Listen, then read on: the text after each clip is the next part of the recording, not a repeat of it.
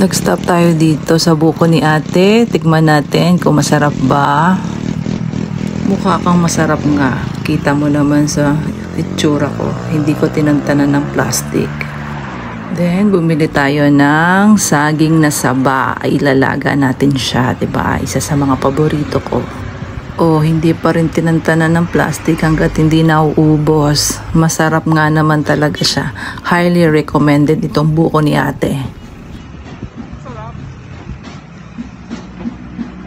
So now, binabaybay natin pababa ng Talisay, dun sa may malapit sa may Bulkan Mayon, kung saan usually daan papunta sa mga iba-ibang lugar sa Batangas. Ito to sa may gilid ng Tagaytay, sa bundok. So ingat-ingat lang tayo kasi baka may landslide. Enjoy!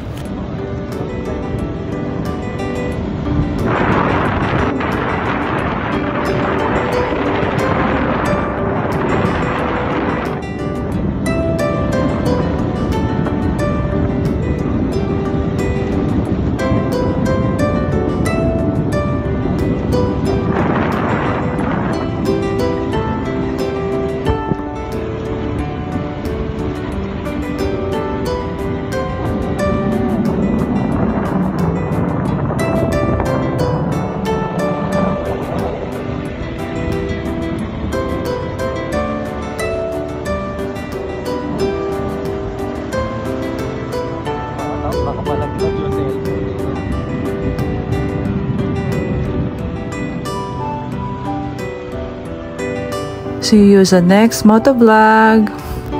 Ingat po lagi. Enjoy!